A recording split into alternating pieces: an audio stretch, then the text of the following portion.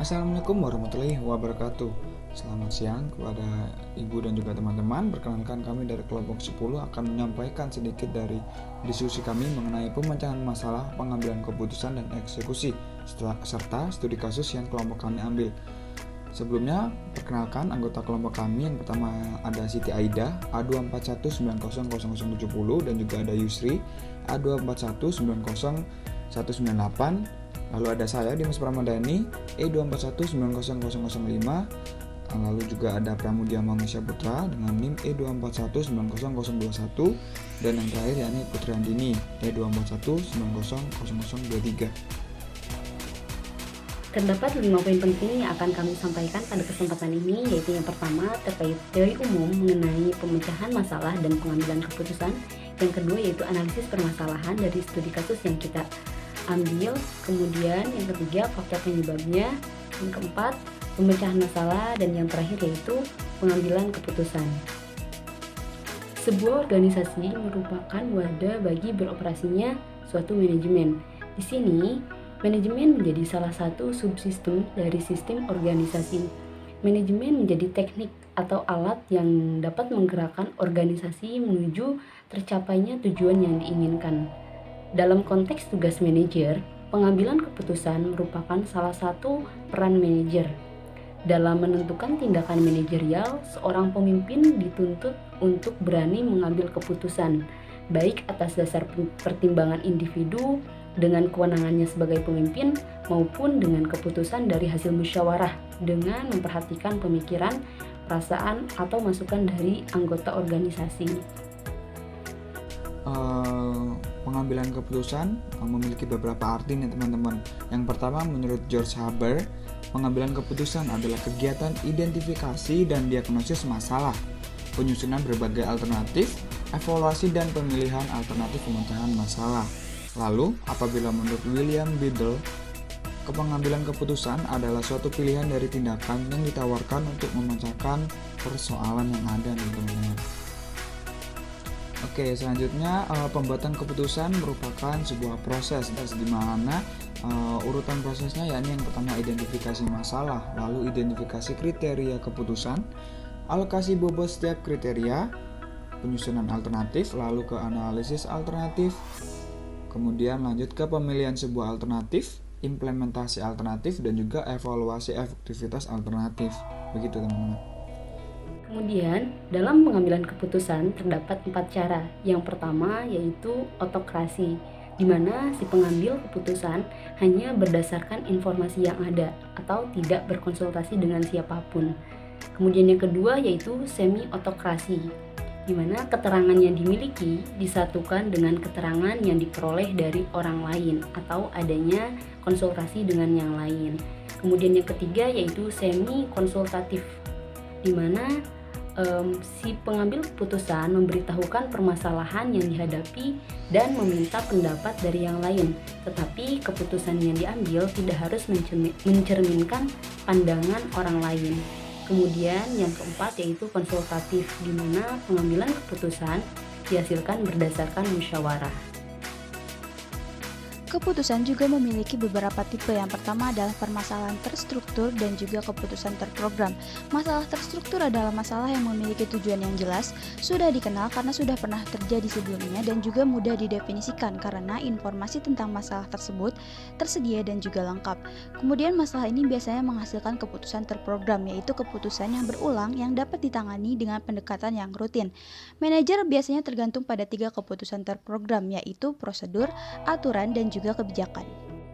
Jenis atau tipe keputusan terprogram yang pertama adalah kebijakan.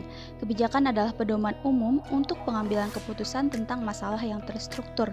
Contohnya adalah bagaimana menghadapi pelanggan yang mengembalikan barang yang sudah dibeli. Kemudian kebijakan perusahaan apa yang perlu diterapkan untuk menangani pelanggan tersebut.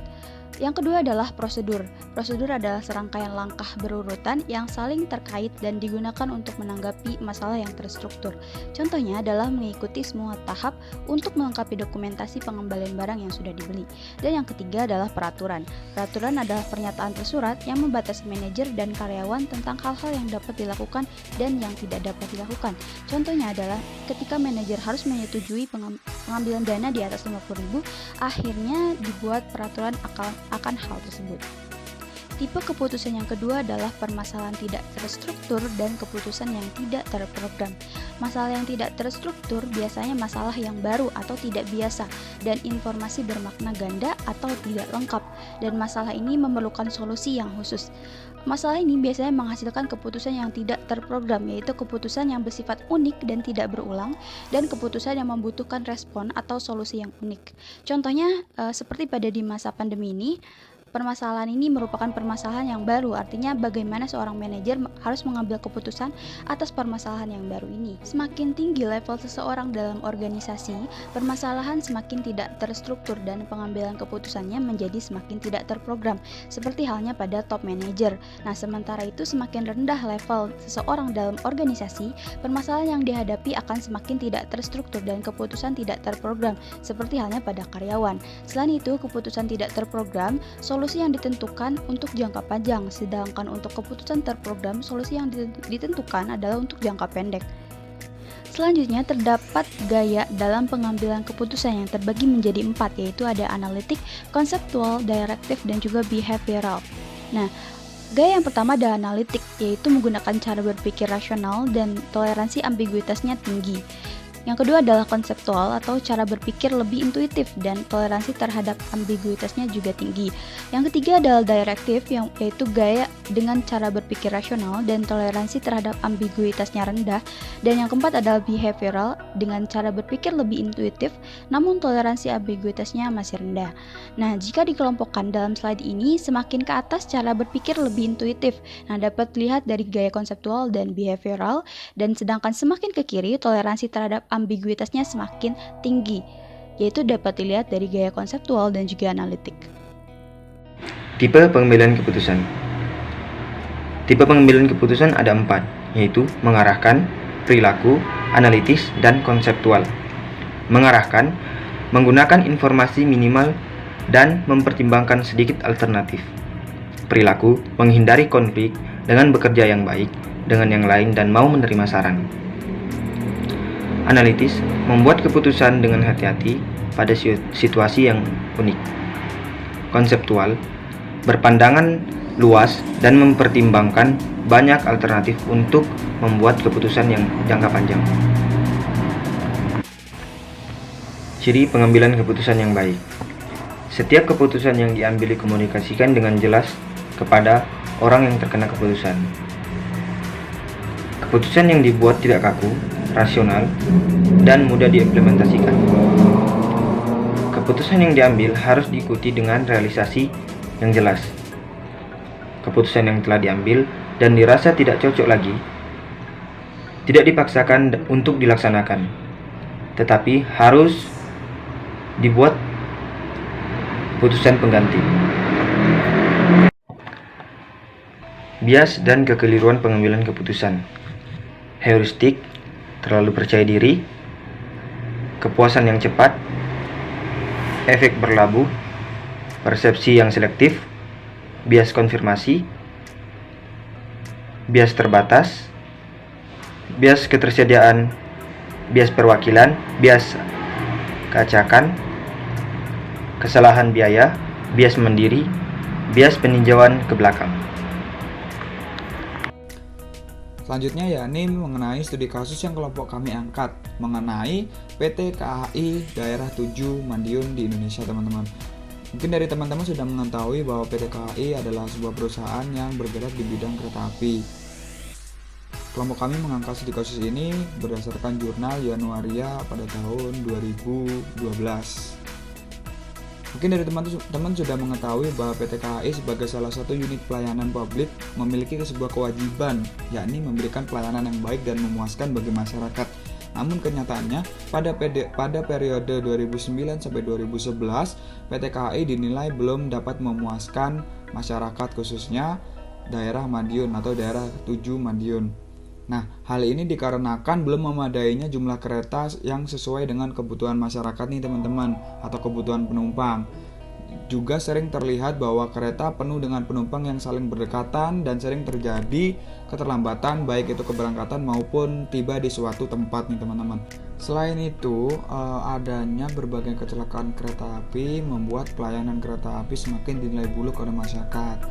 Nah, ada beberapa penyebab terjadinya kecelakaan kereta api nih teman-teman. Yang pertama yakni faktor teknis atau faktor di mana manusianya lalai di dalam kerja di lapangan nih teman-teman. Yang kedua yakni faktor infrastruktur, yakni infrastruktur yang mempengaruhi optimalisasi khususnya dalam pengendalian keamanan di lapangan teman-teman. Yang ketiga itu ada faktor kesalahan dari manusianya, baik itu masinis maupun penumpang itu sendiri teman-teman. Biasanya terjadi ketidakdisiplinan antara baik itu di antara pihak perusahaan PT-nya maupun di dalam masyarakat atau penumpangnya nih teman-teman. Dan yang keempat atau yang terakhir yakni faktor pengambilan kebijakan. Biasanya ada kesan tidak serius khususnya dalam pemerintah yang mengatasi permasalahan kereta api yang ada di Indonesia ini teman-teman. Selanjutnya yaitu ada faktor-faktor penyebab. Yang pertama aspek penjualan, yaitu penjualan tiket yang masih menimbulkan antri panjang dan masalah pencaloan. Yang kedua aspek operasional dan keselamatan, yaitu meningkatnya frekuensi gangguan lok mogok, gangguan persinyalan, tabrakan kereta api dan keterlambatan. Yang ketiga ada aspek kenyamanan, yaitu ada kebersihan toilet yang kurang diperhatikan dan penumpang melebihi batas kapasitas maksimal. Selanjutnya ada pemecahan masalah, yang dimana di sini ada manajemen strategi, cara yang ditempuh perusahaan atau organisasi dalam pengambilan keputusan dan tindakan untuk menanggapi peluang dan tantangan agar tetap eksis dan memenangkan persaingan. Nah, di sini ada analisis SWOT yang dimana S-nya yaitu strength, W-nya weakness, O-nya opportunities, dan T-nya threat. Terus selanjutnya juga ada analisis permasalahannya, yaitu yang dimana S strength-nya ini adanya pangsa pasar yang besar, adanya SPM dengan SOP bersertifikat ISO 9001, dan W-nya weakness yaitu kebijakan terutama PSO, banyaknya armada tua, armada yang dibeli rata-rata second. Terus O-nya opportunities yaitu adanya kebijakan kereta barang, pembatasan tonase atau daya angkut. Yang T-nya terakhir itu threats, yang dimana adanya jalan tol, kurang meratanya pintu persilangan. Tipe pengambilan keputusan pada PT KAI ini yaitu konseptual. Sebagaimana yang sudah dijelaskan tadi bahwa konseptual memiliki pandangan yang luas dan mempertimbangkan banyak alternatif untuk membuat keputusan jangka panjang. Adapun strategi yang dilakukan oleh PT Kereta Api Indonesia yaitu yang pertama, penerapan sistem boarding passenger untuk kereta api ekonomi, dan kemudian yang kedua, pelayanan penjualan tiket kereta api dilakukan H-90 sebelum keberangkatan. Yang ketiga, pelayanan pembelian tiket bekerja sama dengan Alfamart, Indomart, Fastpay, dan call center 121. Yang keempat, penyesuaian tarif kereta api ekonomi, dan yang kelima yaitu rail card, mempermudah pembelian tiket. Kemudian yang keenam yaitu melakukan pembinaan pegawai PT KAI. Yang ketujuh, sidang penentuan sanksi yang tepat dan didampingi oleh SPK, Serikat Pekerja Kereta Api. Kemudian yang ke-8, mengenai pencalonan melibatkan kepolisian, kejaksaan, dan pengadilan. Dan yang terakhir yaitu memasang spanduk dan rambu-rambu. Tipe keputusan yang diambil. Tipe keputusan yang diambil yakni keputusan tidak terprogram dari permasalahan yang tidak terstruktur, karena PT KAI daerah Madiun mendapatkan masalah baru, yakni terkait rel, belum memadainya jumlah kereta yang sesuai dengan kebutuhan orang. Gaya pengambilan keputusan. Gaya pengambilan keputusan yang digunakan yakni analitik, karena faktor penyebab masalah berdasarkan data, fakta, dan opini masyarakat bahwa PT KAI belum memberikan kepuasan terkait infrastruktur dan pelayanan, dan juga toleransi terhadap ambiguitas tinggi. Implikasi. Strategi PT KAI DAOP 7 Madiun dalam meningkatkan kualitas transportasi telah mampu dilakukan dengan baik. Hal ini mengandung implikasi bahwa strategi memiliki peranan yang sangat penting bagi pencapaian tujuan. Sekian dari kelompok kami. Assalamualaikum warahmatullahi wabarakatuh.